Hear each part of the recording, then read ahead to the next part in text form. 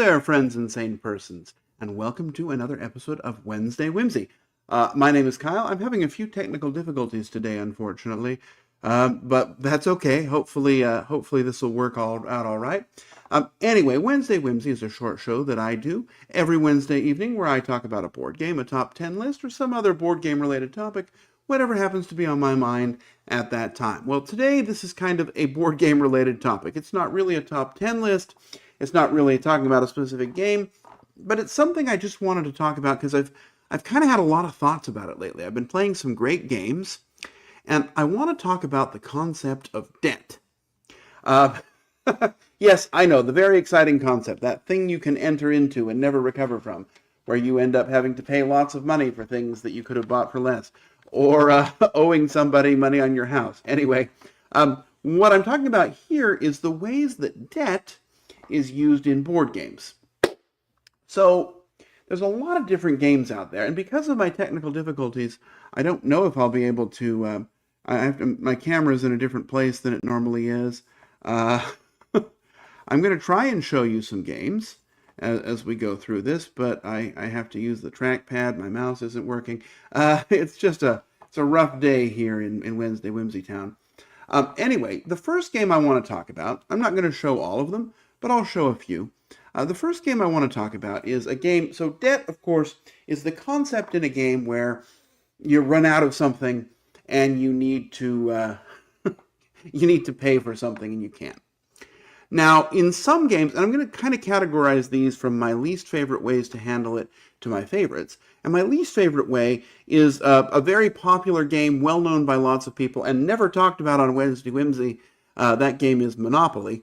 The way Monopoly handles debt is it is an end game trigger, right? You're trying to essentially run somebody out so that that person loses. And ultimately, I guess, try to run everybody out. And that ends up being a very lengthy process of sort of, 2 steps forward, 3 steps back. And it ends up being a not very satisfying experience. It does teach you that debt isn't the greatest of things, but it's not very fun. It is in a board game, though. And so I guess I'd mention it. On the other hand, there's another game where debt is kind of the goal that I do like, and that game is called Last Will. So you're not really trying to have debt so much as run out of money, but ultimately, for example, you can buy a property and then sell it for less than it's worth, and some other things like that kind of have a debt-like feel without necessarily being true debt in a game.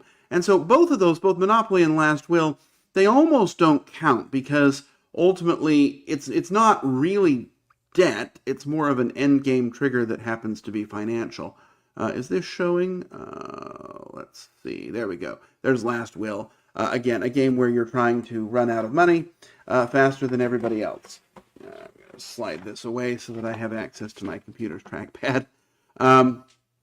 Anyway, so that's kind of my least favorite way to use debt, is not really as a mechanism, but kind of as a goal or end game trigger. Another way that we sometimes see it is there's 2 games that I have that think about this, and actually the first one that I thought of as I was making this list is a game that I rather enjoy called Agricola. If I can type, there we go. Agricola. In this game, every round you have to feed your people. And that really, it ends up being kind of the driving factor of the game, because if you don't feed your people successfully, not only do you go into debt, you end up taking a huge point swing, right? There's a big, major negative penalty, as opposed to a positive penalty, I guess, a negative aspect that can happen when you experience debt. And so debt, it's not really the same thing as Monopoly, but you're going to avoid it at all costs. Another game that kind of does that is a game called Pipeline. And in Pipeline, here we go, and it's one I haven't played for a while. I might have to try this again. In Pipeline, I remember there are these debt cubes, and they're worth, you have to take debt in order to sort of drive yourself forward in the game. And the first time I played it, I just basically took a whole bunch of debt, and whoever had the highest score won, meaning the fewest negative points. But I remember the debt the debt cubes are worth somewhere like negative 20 points, some sort of large amount that makes it so that debt is such a penalizing factor in the game that you're really, just like in Agricola, you're going to go out of your way to avoid it. So we had our level 1 is debt is an endgame trigger. Our second one is debt is something that can happen, but it's so penalizing and so unpleasant that you're never going to do it. Another game that I think of as I think of debt and ways to handle it is the brand new and very good Civolution. And in Civolution, and often debt comes with paying for things. And in many of these games, they happen to be feed your people or pay your worker type games. In Civolution, at the end of every round, you are forced to feed your people an amount of food, essentially.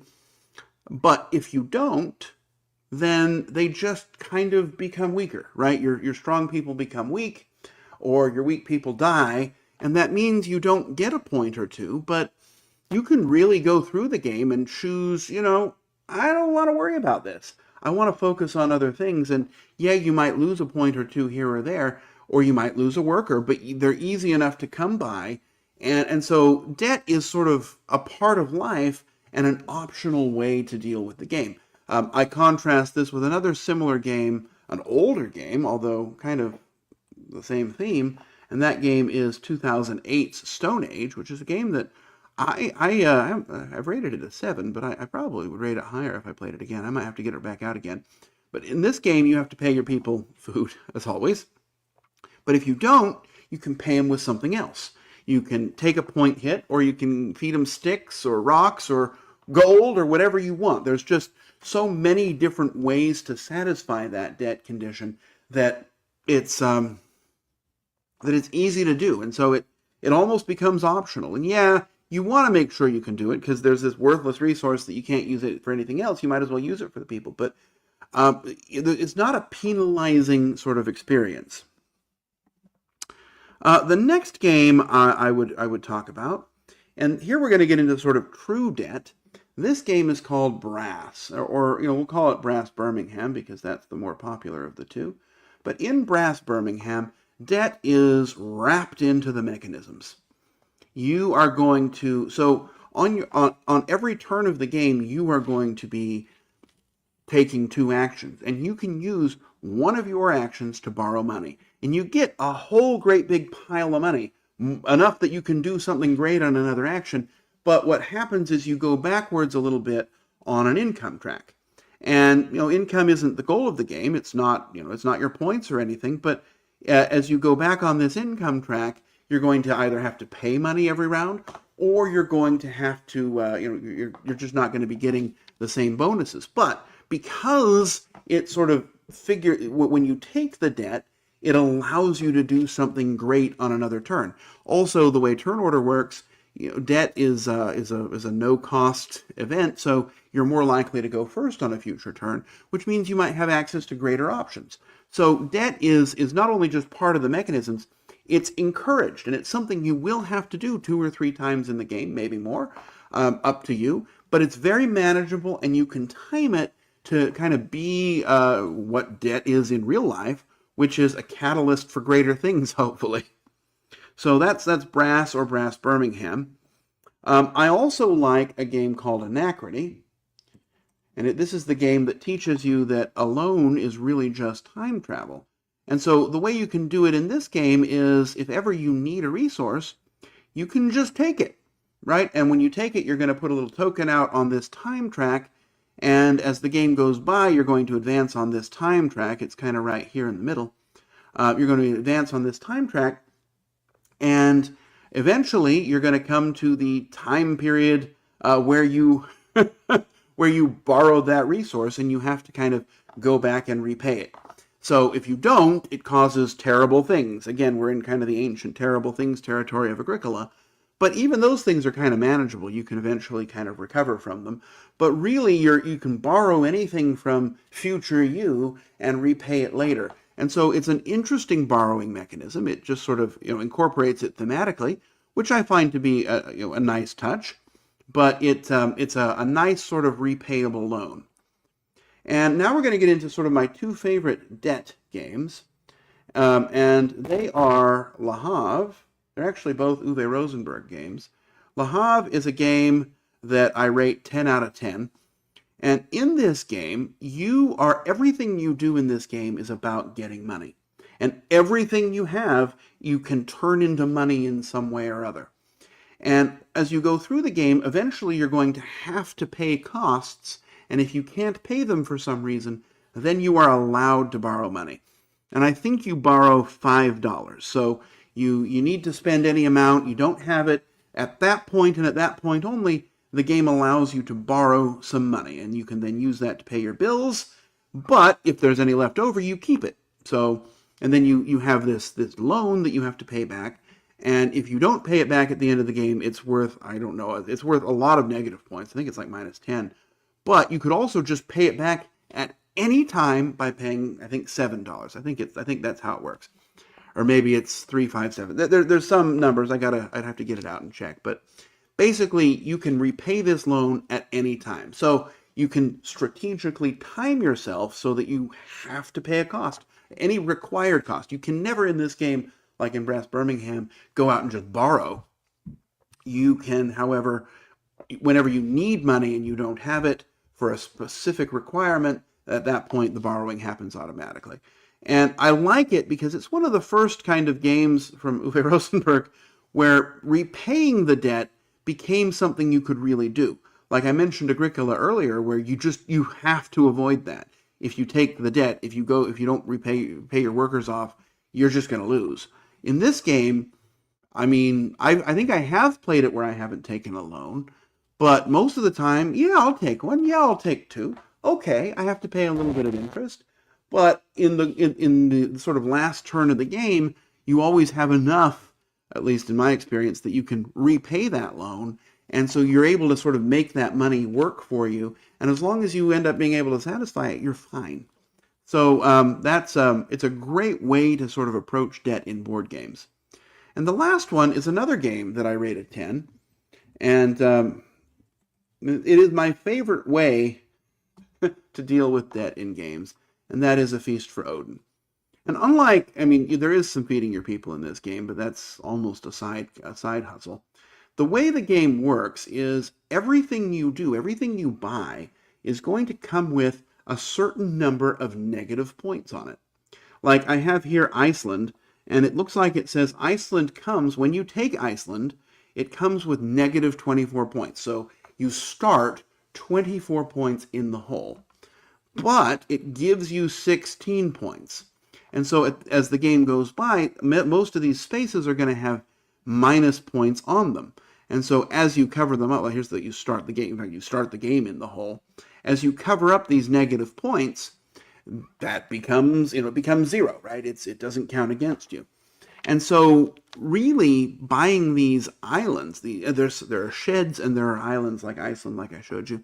And if you take any of those, it's essentially a loan, right? You are borrowing against your end game score. But usually those locations are going to give you additional income, and they'll give you the ability to get little bonuses, because sort of the core mechanism of the game is that as you surround these little symbols, that's going to give you bonuses in the income phase of every round. So you're trying to fill up the boards with polyominoes. But really, when you think about it, when you buy one of those things, it's like borrowing money, right? You're hoping to get more bonuses and income now, and you're hoping by the end of the game that you might be able to repay it. Like, here you go. Here we can. Oh, never mind.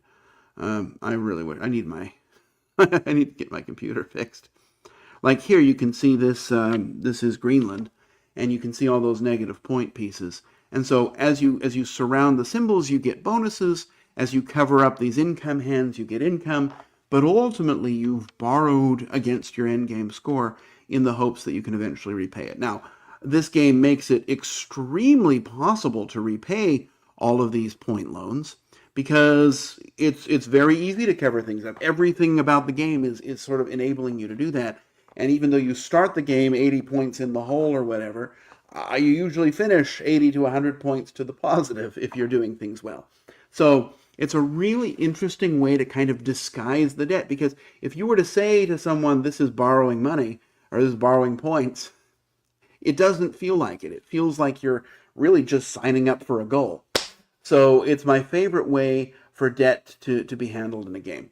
So what do I think about debt in games? Well, it's an interesting, I mean, debt is obviously a part of life, right? I buy things on credit. I hopefully repay the credit, but but you use sort of someone else's money now and get something and then repay it later, and that's a real part of life. So it fits in lots of games. There's some games it can be very frustrating when you're $1 short of a great big turn, and you sort of think, well, couldn't I just borrow that? I mean, I'm going to get 20 in just a minute. Can't I just borrow that one and enable me to do it? And in many games, it's not allowed. In many games, sort of zero is where the clock stops.